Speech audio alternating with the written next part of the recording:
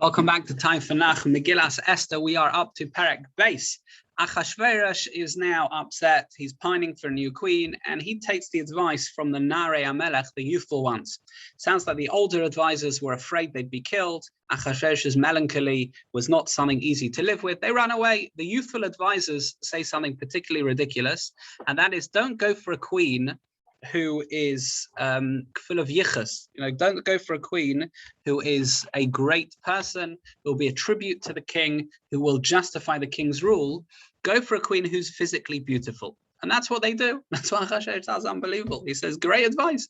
He has a beauty pageant, effectively. They all come, they immerse themselves with oil over 6 months in a certain process, led by Haggai. And then they go to the king. They go to the king for one evening each. Esther, despite all of that, and despite not wanting to do this, she was actually in hiding. She was found. According to Targum Sheni, she was 75, by the way. Interesting. But she was chosen. There is a banquet in honor of this royal wedding. But meanwhile, Esther doesn't reveal where she's from. Doesn't say what nationality she's from. Why is that? Mordechai received an instruction through Ruach HaKodesh not to reveal the nation of origin. Now, by the way, there's a machlokes. There's two different reasons for this.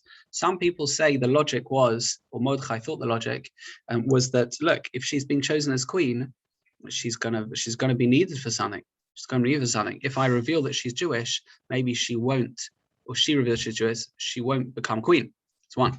And number two is actually the opposite, that Mordechai didn't want her to become queen, and if she revealed who she was, given that she's descended from royalty, Jewish people, and particularly, certain members of Jewish people, she would definitely be chosen as queen. She'd be less likely to be chosen as queen if she doesn't reveal her identity.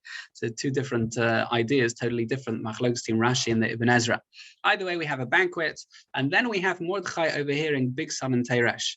Now, Big Son and Teresh are the royal butlers. What happens is like this: they are totally annoyed. The king is now drinking constantly through the night. He's ordering them to pour his drinks. They can't sleep. They have no life. Therefore, they decide they're going to assassinate him. Mordechai overhears this. Mordechai tells it to Esther. Esther has it told to the king. Or she tells the king directly. Now she says it in Mordechai's name, which is crucial to the whole story, as we're going to find out later, of course. The Gemara says that anyone who's Omer Davar B'Shem Omro, if you attribute your statement to someone from whom you heard it, then maybe Gulal Olam, you'll bring redemption to the world, as we see over here. Anyway, Big Son and Teresh found out. Mordechai understood that they were talking in a different language. He understood that. He was a member of the Sanhedrin, and they are killed at the end of this perek. That's perek base. Sounds quite innocuous so far, but the action is coming in perek Gimel.